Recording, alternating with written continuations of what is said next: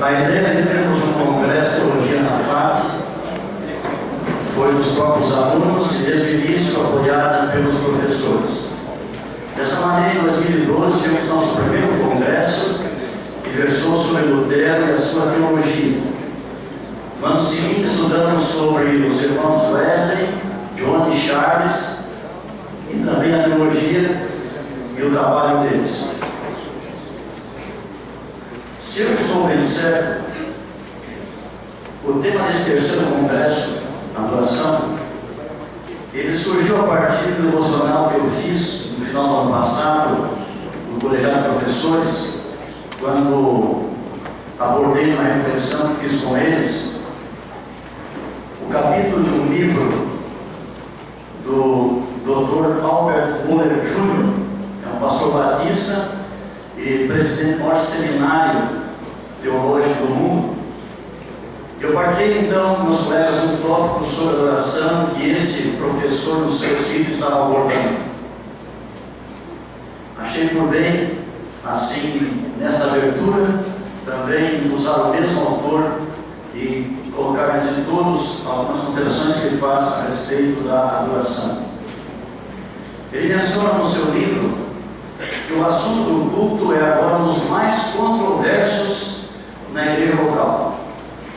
E que a igreja enfrenta hoje, ele chama de uma verdadeira guerra do culto. E que não existe questão mais importante para a igreja cristã na terra hoje do que cultuarmos a Deus como Ele quer que nós façamos. Ele cita então o parecer de várias autoridades religiosas, escritores cristãos, que têm se debatido e estudado, analisado esse tema da adoração. Roger Scruton, famoso filósofo britânico, sugeriu que a adoração é o mais importante indicador do que uma pessoa ou um grupo de pessoas crê a respeito de Deus. Ele escreveu: Deus é definido no ato da adoração com maior precisão do que é definido por qualquer teologia. Em outras palavras, se você quer saber o que o povo realmente crê sobre o seu Deus, não gaste tempo lendo os teólogos deles. Veja-os em adoração. Ouça o que eles cantam e como oram. Então você saberá o que eles creem a respeito do seu Deus. Ele então complementa: inquieta meu pensamento de que em uma igreja evangélica típica hoje, o Deus da Bíblia jamais seria conhecido por nos verem em adoração. Isso é verdade também para nós adventistas frequentemente. O que é culto?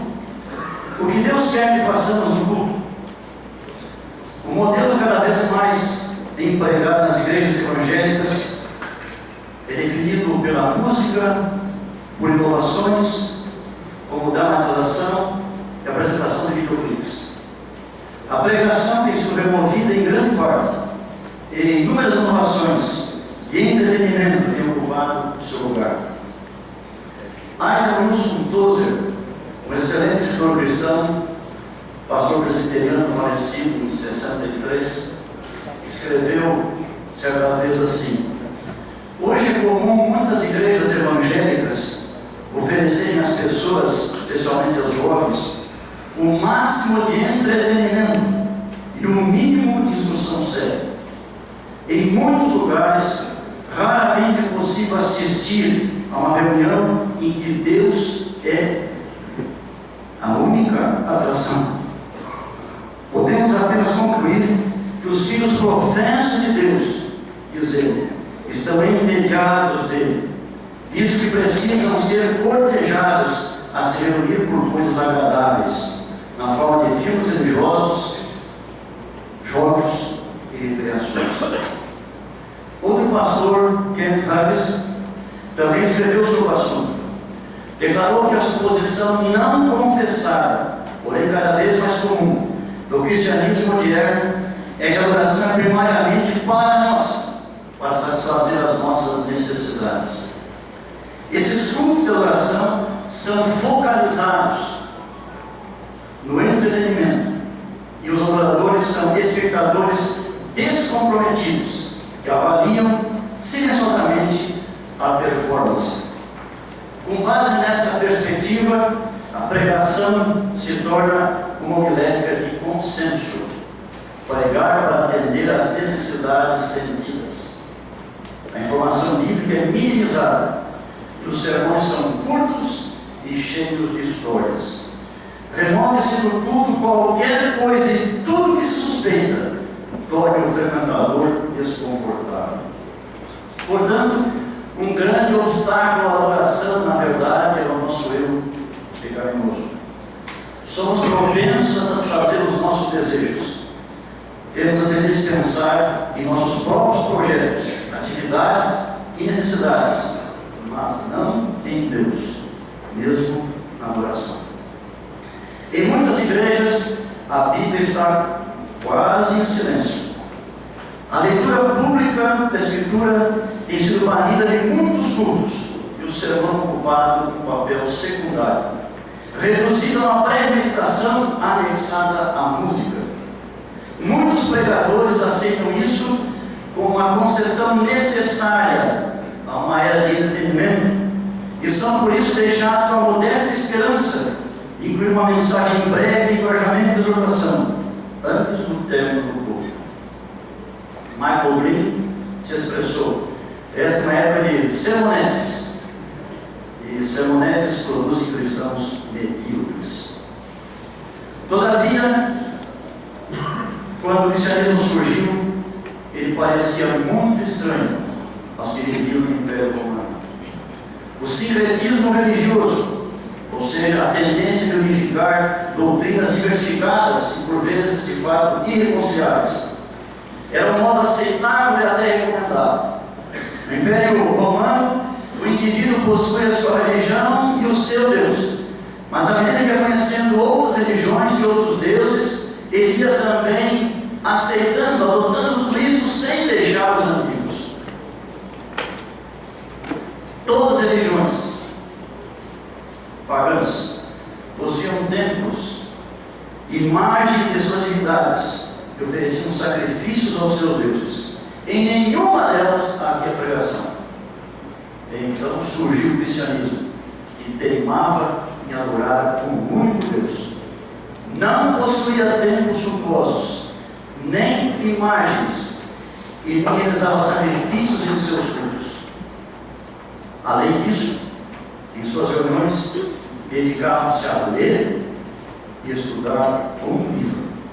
Na compreensão de muitos pagãos, isso era de fato ateísmo, e pareciam mais para eles uma associação filosófica, ou diríamos literária, do que um grupo religioso.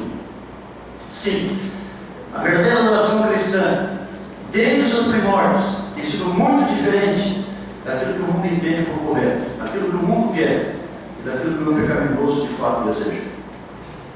Enquanto as religiões pagãs apresentam um forte apelo à visão, com seus templos, imagens e sacrifícios, o cristianismo é um apelo à audição. Ele nos convida a ouvir a voz de Deus falando a nós através de sua palavra. E é essa palavra que deve ocupar sempre o lugar central em nossos cultos. É com essas palavras que eu dou boas-vindas a todos os congressistas e faço a abertura do terceiro Congresso de Teologia da FAT nesse ano de 2014, na esperança de que os temas que serão aqui abordados nos deem uma clara compreensão do que Deus espera de nós no tocante ao tema da adoração, e que esses temas também sigam primeiro, para que nós mesmos individualmente adoremos a Deus como desejo, e em segundo lugar, para nos acompanhar por todo o nosso ministério, para que mediante o nosso trabalho Deus de fato encontre aqueles que Ele procura, verdadeiros adoradores.